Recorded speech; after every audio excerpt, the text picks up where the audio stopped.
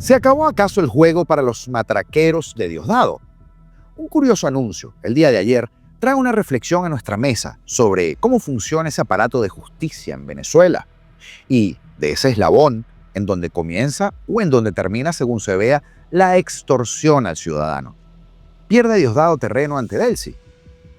El juicio de Alex Saab en Estados Unidos sufrió un inesperado cambio, justo en el momento en el que el relevo o los relevos del testaferro de Maduro buscan posicionarse de manera fuerte en la nueva Venezuela, ese regreso de los bolichicos. Ya son 6 meses, por cierto, desde que los habitantes de Cumaná están sin agua y también sin una solución para ello. Organizaciones del exilio venezolano además presentaron el día de ayer lunes al Congreso de Estados Unidos y al secretario Marco Rubio un informe que denuncia una situación migratoria más inestable desde 2025. Y el volcán de la corrupción que representa Zapatero, continúa erosionando porque el entramado societario del expresidente recibió 1.2 millones de euros de una familia venezolana vinculada a PDVSA. ¿Quién lo diría, verdad? Acompáñame a repasar las noticias de última hora y te las cuento hoy, martes 25 de agosto de 2026. Augusto Navarro en tu espacio que lleva por nombre Apolítico y comenzamos. El inicio del juicio contra Alex Saab en los Estados Unidos, previsto para el 8 de septiembre, fue pospuesto hasta el 16 de noviembre, si es que sucede en esa fecha, por la jueza federal Caitlin M. Williams del Distrito Sur de Florida, según documentos judiciales a los que tuvo acceso el medio NTN 24. La postergación fue solicitada por la defensa y contó con el acuerdo también de la Fiscalía. Las partes argumentaron que necesitaban más tiempo para revisar, imagínense, la cantidad de evidencia financiera y para preparar el proceso, lo que retrasó por más de 60 días el comienzo del juicio. La jueza también determinó que el periodo comprendido entre el 14 de agosto y el 16 de noviembre queda excluido de ese cálculo que establece la Led Speedy Trial Act. Por tanto, esos días no son contabilizados dentro del límite legal para el desarrollo de este proceso. Pero escuchemos un fragmento de una entrevista realizada precisamente por NTN 24 a Mayor Petit, que tiene algunos detalles, algunas precisiones acerca de este caso. Mira, es importante entender que en el documento rogatorio que se presentó ante el juez había un acuerdo entre la Fiscalía y la defensa de Alex Saab para que se produjera un aplazo de aproximadamente unos 90 días. Y es probable que haya un nuevo aplazamiento. Es decir, que el juicio de Alex Saab muy probablemente no lo vamos a tener durante el año 2026. Todo indica que la información y la verificación de la data entregada por la Fiscalía a la defensa es altamente compleja, como el mismo juez lo ha calificado, y adicionalmente a ello parece que es masivo, porque allí hay una serie de documentos que tienen que ver con la banca, transferencias, y también personajes que han estado y que han formado parte de esa conspiración y que ya están bajo la custodia de las autoridades estadounidenses, lo que implica que hay testigos y que necesariamente esos testigos deben prepararse para un juicio de llegar a realizarse. Mira, por lo general este tipo de juicios se tarda un poco más. Es decir, que en el caso de Alex Saab estaríamos más bien como adelantados. Sí tenemos conocimiento, fíjate que en el expediente también aparece una orden de protección de pruebas, lo que indica que una parte de las evidencias que va a revisar la defensa tiene que ir hasta una oficina especial porque están protegidas, porque es información clasificada. Eso lleva más tiempo. En estos momentos se mantiene en que hay un juicio y de que él se ha declarado no culpable, pero hay indicios que nos permiten pensar que a futuro muy probablemente puede haber tanto más aplazamiento como un posible cambio de posición por parte del acusado. Los abogados de Alex Saab tienen una obligatoriedad de no compartir las pruebas, sino mediante un mecanismo que existe y que ya la juez lo ha aprobado, que tiene que ver con la selección de un material, y la otra es solo para los ojos de los abogados, es decir, que no la pueden compartir ni siquiera con el mismo acusado. ¿Por qué? Porque en esa conspiración hay más personas. Hay algunas de las personas que están bajo custodia de los Estados Unidos y en algunos casos colaborando con el gobierno para rebajar sus penas. Pero hay otras personas que estaban allí en ese proceso y no tienen todavía ningún tipo de arresto. Así es que creo que tenemos que esperar un poco más porque este caso tal vez nos vaya a llevar a otro escenario que muy probablemente pues se parece inclusive al del Pollo Carvajal. La causa, como ustedes saben, está relacionada con las acusaciones de lavado de dinero y de operaciones vinculadas al programa de alimentos CLAP y también a PDVSA, la caja negra del chavismo. Asimismo, la información confidencial presentada por el gobierno de Estados Unidos está bajo una estricta orden de protección.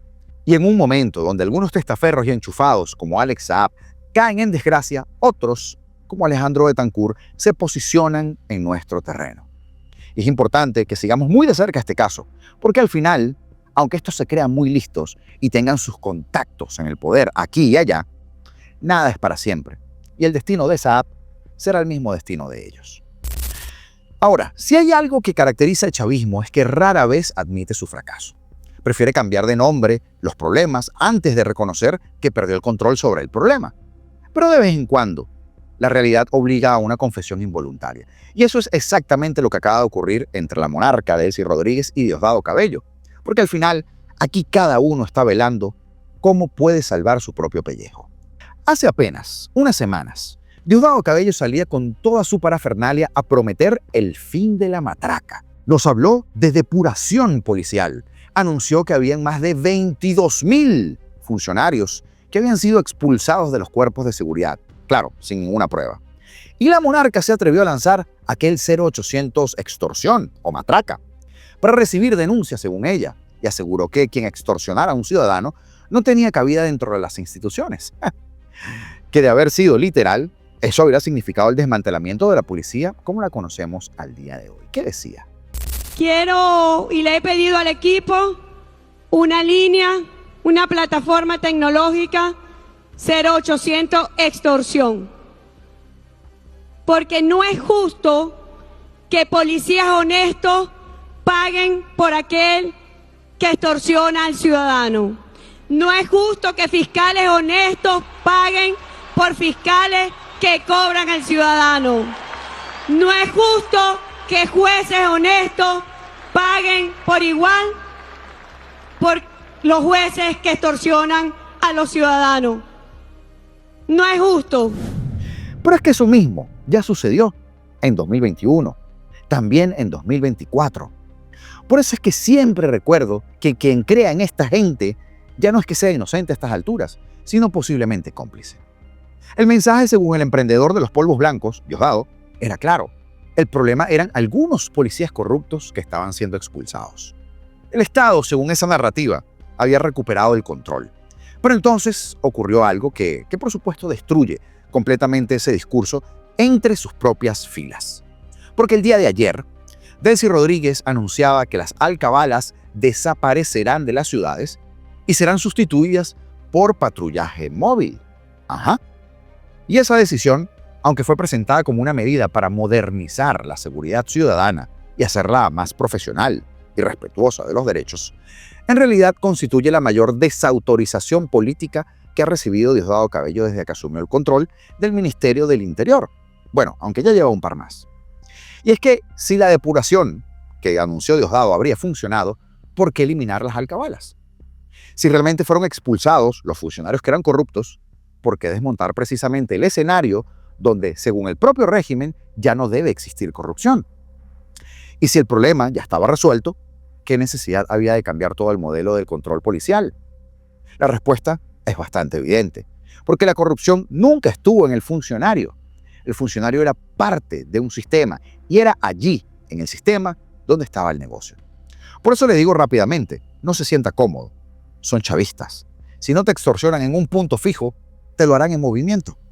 Porque durante años las alcabalas dejaron de ser simplemente puntos de control para entonces convertirse en auténticas cajas registradoras. Miles de venezolanos, usted que está viendo, sabe perfectamente de lo que estamos hablando. Transportistas, productores, comerciantes, motorizados, conductores particulares, todos aprendieron que atravesar una alcabala muchas veces significaba pagar un peaje ilegal disfrazado de un procedimiento policial o pal fresco. Era la institucionalización de una extorsión cotidiana, una práctica tan normalizada que terminó formando parte del costo de vivir y de trabajar en Venezuela. Algo hecho a propósito y con el visto bueno de arriba, porque era la forma de que ellos mantenían lealtades, de que sus súbditos se rebuscaran, generando impunidad y haciéndose la vista gorda, pero a la vez teniendo una nueva herramienta para luego pasarle factura a estos si los funcionarios se les volteaban. Un negocio redondo, pero que permeaba de manera vertical y en ambas direcciones. Por eso resulta tan revelador que ahora sea la propia Delcy quien decida desmontar, según ella, esa estructura. No lo dice expresamente, porque en el chavismo nadie admite un fracaso de otro dirigente público. Pero en el mensaje, esto está implícito. El plan de Diosdado no funcionó. Ni los 22.000 funcionarios que fueron dados de baja, ni las amenazas, ni el 0800 matraca, ni los discursos, nada logró acabar con una práctica que seguía erosionando la poquísima credibilidad que le queda a los cuerpos policiales. Y aquí aparece una de estas lecturas que hacemos que no debería pasar desapercibida. Porque las alcabalas no solo representaban un problema de corrupción para los ciudadanos, también constituían uno de los principales obstáculos para cualquier intento de reactivar la economía. ¿Y a qué me refiero? Que cada camión que transportaba alimentos, medicinas o mercancía que atravesaba puntos de control incorporaba al final el precio del costo de esas extorsiones. La matraca, señores, terminaba siendo un impuesto clandestino que pagaba toda la sociedad, si lo ve así. Reducir este esquema, si funcionara en realidad, ¿no?, también significaría enviar una señal a quienes hoy evalúan invertir, producir o mover mercancía dentro del país. Por eso esta decisión, si fuera cierta, trascendería el ámbito policial, porque tiene implicaciones económicas y sobre todo políticas. Y es que cuando Delcy anuncia eliminar las alcabalas, estaría entre comillas, muchas comillas, desmontando uno de los espacios de poder que dependían directamente de la estructura que administra Diosdado Cabello. Es menos capacidad de control territorial, menos discrecionalidad para los funcionarios bajo su órbita y menos oportunidades para una práctica que durante décadas fue denunciada por millones de venezolanos. Pero no implica que la práctica desaparezca. Porque mientras la organización delincuencial que se atornilló en Miraflores siga allí, la delincuencia no se va a ir. Jamás podremos cantar victoria. Al final, el dato realmente importante no es que desaparezcan las alcabalas. Ojalá desapareciera también la corrupción que convirtió a las alcabalas en un símbolo de abuso. Lo significativo es que el propio régimen terminó admitiéndolo, sin decirlo, por supuesto.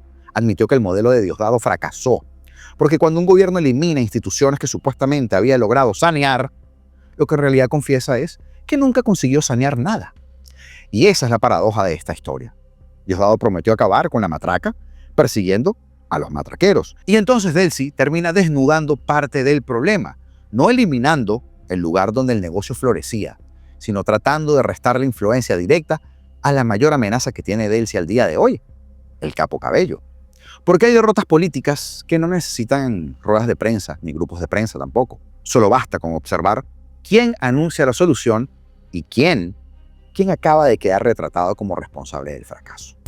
Ahora, hablando de fracasos, lo que está ocurriendo en Sucre no comenzó hace 6 meses con un derrumbe. Comenzó hace décadas cuando dejaron de hacer mantenimiento de una de las obras hidráulicas más importantes del oriente venezolano, mientras que el dinerito que debía destinarse a preservar la infraestructura terminaba, en los bolsillos financiando corrupción, clientelismo y fortunas personales. ¿A qué me refiero? Bueno, hoy se cumplen aproximadamente 6 meses desde que un derrumbe bloqueó el túnel Huacamán del sistema Turimiquire y dejó sin suministro estable de agua a Cumaná, a Araya y a Bolívar. 6 meses durante los cuales miles de familias han tenido que sobrevivir con camiones cisterna, con tobos, con recipientes improvisados y con jornadas solamente dedicadas a buscar agua. No hablamos de un servicio deficiente, no. Hablamos de una población cuya rutina diaria, imagínese usted, gira en torno a conseguir el recurso más básico para vivir. Y mientras eso ocurre, el régimen sigue administrando la crisis exactamente igual que administra todo lo demás, sustituyendo resultados por anuncios. Primero, apareció Delcy Rodríguez asegurando que en marzo el agua ya estaba entrando. Lo dijo cuando el túnel seguía completamente obstruido. Después vino el decreto de emergencia hídrica prohibiendo lavar vehículos, llenar piscinas o regar cultivos, como si restringir el consumo pudiera reemplazar una infraestructura colapsada. Más tarde apareció el Capo Cabello, claro, asegurando que los trabajadores eran unos campeones y que prontito volvería el agua. Y han pasado 6 meses de aquel prontito. Y la realidad es que los habitantes de Cumaná siguen haciendo exactamente lo mismo. Cargar recipientes, perseguir camiones cisterna y rezar para que el agua llegue, aunque sea durante media hora. Lo más revelador es que cada nuevo anuncio terminaba contradiciendo el anterior. Ahora la gobernadora explica que no pueden distribuir agua porque llega demasiado turbia desde las captaciones alternativas. Antes de eso fue el derrumbe, luego fueron las lluvias, después los terremotos que obligaron a detener los trabajos y mañana seguramente aparecerá la nueva explicación. Lo único que nunca cambia es la ausencia de una fecha concreta para resolver el problema, así como en la mesa. El régimen siempre tiene una excusa nueva, pero jamás tendrá una solución. El ingeniero José María de Viana fue muy claro al señalar que el colapso del túnel no fue un accidente imprevisible, fue la consecuencia de años de falta de mantenimiento como todo en Venezuela.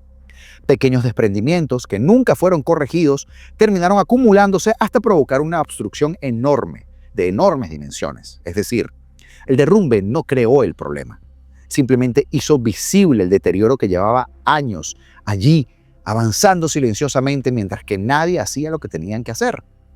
La explicación técnica termina siendo demoledora además para el discurso político, porque el físico Rommel Contreras advierte que todavía existe un tramo de casi 2 kilómetros cuyo estado ni siquiera ha podido ser evaluado completamente. Su estimación es desoladora. Probablemente falte todo lo que resta del año e incluso más tiempo para que exista una posibilidad mínima de restablecer el funcionamiento normal del túnel.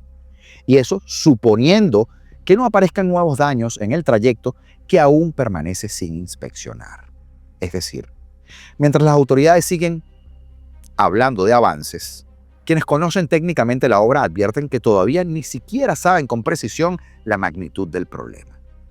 Y quizá lo más indignante no sea el colapso de la estructura como tal, construida hace 40 años. Lo verdaderamente escandaloso en este tema es preguntarse qué se hizo durante todos esos años con el dinero que debería garantizarse precisamente para el mantenimiento. Porque Venezuela produjo durante décadas cientos de miles de millones de dólares gracias al petróleo. Hubo recursos suficientes para todo, para construir fortunas, más que todo eso, para financiar redes internacionales de corrupción, para regalar combustibles y plantas eléctricas a otros países, para sostener alianzas ideológicas alrededor del mundo, ¿verdad, Zapatero? Y para enriquecer a la élite política.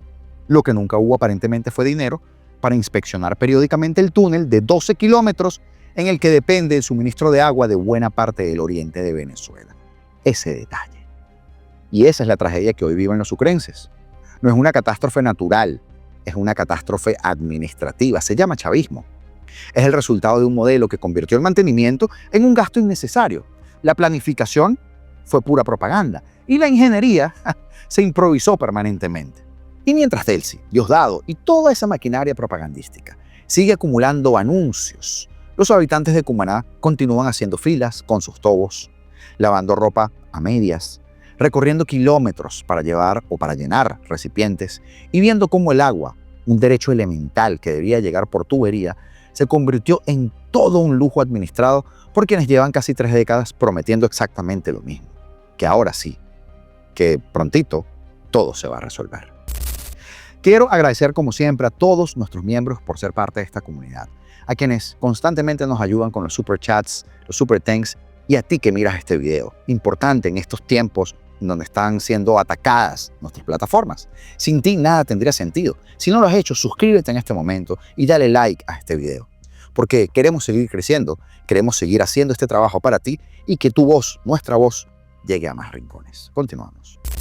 Organizaciones del exilio venezolano presentaron también el día de ayer al Congreso de Estados Unidos y al secretario de Estado Marco Rubio un informe que denuncia una situación migratoria aún más inestable desde 2025, cuando comenzó el segundo mandato del presidente Donald Trump. El documento de la Organización de Venezolanos Perseguidos Políticos en el Exilio, VEPEX, y la Asociación Multicultural de Activistas Voz y Expresión, AMAVEX, sostiene que las decisiones migratorias que se adoptaron desde 2025 dejaron a venezolanos con menos protecciones, permisos de trabajo interrumpidos y más expuestos a la detención. El reporte de las agrupaciones, ambas con sede en Miami, suma el fin de estatus de la protección temporal, el TPS, del que dependían 607,000 personas, la reducción de los permisos humanitarios, el parol, y también el fin desde octubre de la prórroga automática de los permisos de trabajo. Esas medidas se refuerzan entre sí, además, sostiene este informe. Sin permiso vigente de trabajo no hay empleo, ni seguro médico, ni licencia de conducir renovada, mientras que el expediente sí sigue abierto. El texto recoge al menos 3 casos que fueron documentados por medios de los Estados Unidos en julio y agosto de venezolanos detenidos pese a tener permisos de trabajo, uno además con licencia de conducir y asilo pendiente. Por supuesto que las organizaciones no llaman a estas medidas ilegales, ni atribuyen una intención única a las medidas. Lo que piden es que cada custodia se decida caso por caso y que sean revisables. La misma exigencia aplica para la Ley de Enemigos Extranjeros de 1798, invocada contra los miembros del Tren del Agua que Washington vincula con el régimen de Venezuela, o bueno, que vinculaba. El reporte reconoce que esa banda es una organización criminal real, y eso es obvio, pero lo que pide es que, si hay una persona sospechosa de esa pertenencia, se verifique sin que la nacionalidad, la apariencia, los tatuajes o las acciones circunstanciales constituyan como una prueba.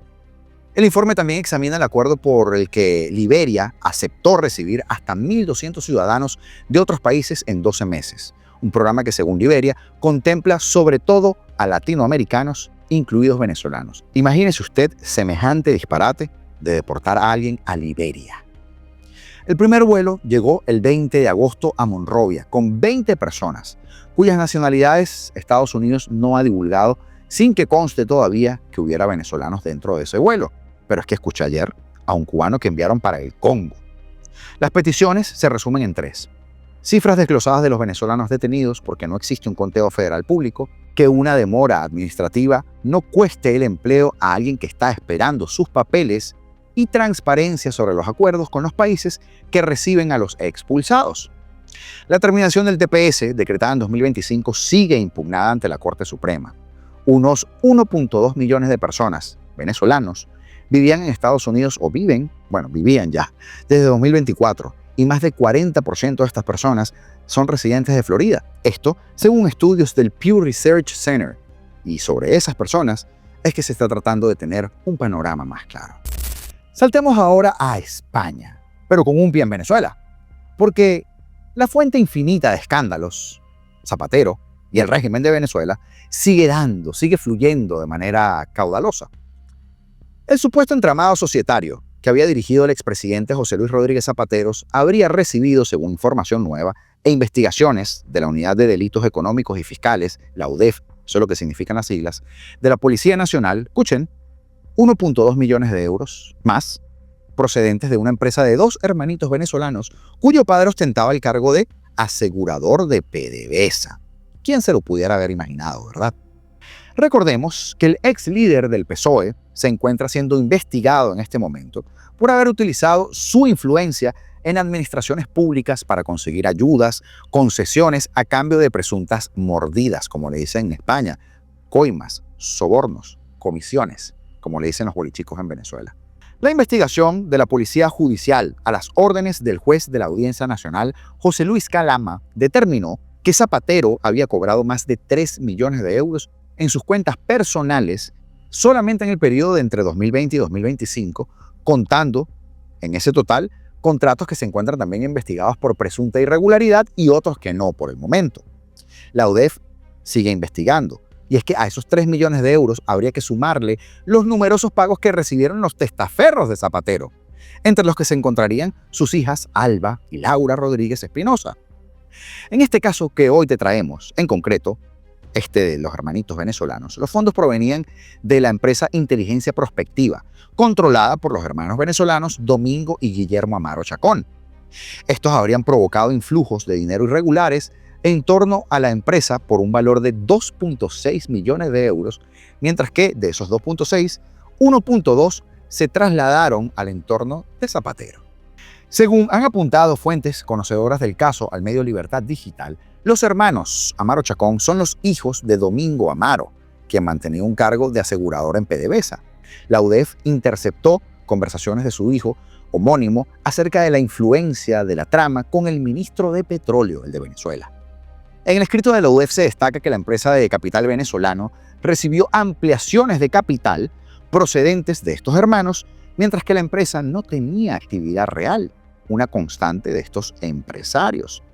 Por lo que los investigadores de la Policía Judicial situaron esta empresa como una empresa fantasma, pantalla, y a ellos como presuntos testaferros de la trama Plus Ultra y, por tanto, de Zapatero. Los hermanos en cuestión se encontraban fuera de España cuando estalló todo este caso. Por eso es que no los han podido detener en España. La empresa trasladó así 561.440 euros también a la empresa de las hijas de Zapatero. What the fuck? La UDEF asevera que también estas justificaban los cobros con las facturas con concepto de servicios de agencia o supuestas labores de maquetación de informes geopolíticos. Además, la empresa de Julito Martínez, el supuesto testaferro principal de Zapatero, esta empresa Análisis Relevante, habría cobrado 368.258 euros en transferencias bancarias directas. Esto según documentación de declaraciones de la ONIF como un gasto fiscal de 380.208 euros. Por último, la empresa trasladó también 266.000 euros al think tank de Zapatero, el Gates Center, una asociación sin ánimos de lucro, ya usted sabe, en la que José Luis Rodríguez Zapatero consta oficialmente como el presidente del Consejo Asesor. La suma total del desvío directo de capital de Venezuela al entramado societario de Zapatero es, como les decía, de 1.2 millones de euros, que viajaron desde la cuenta de los hermanitos Amaro Chacón hasta múltiples entradas de Zapatero. Las investigaciones también destacan que la empresa asumía pérdidas para así poder realizar ese tipo de operaciones, por lo que creen que obviamente se trata de una sociedad instrumental cuyo objetivo era blanquear capital procedente de PDVSA, y si no es así, se parece mucho, ¿verdad? Pues bien, una más de Zapatero. Así están las cosas. Nos vemos esta noche, señores, en el Directo de la República, junto a Melania Escobar, 7:30 de la noche, hora de Venezuela, y a usted sabe, pasamos lista, así que no falte.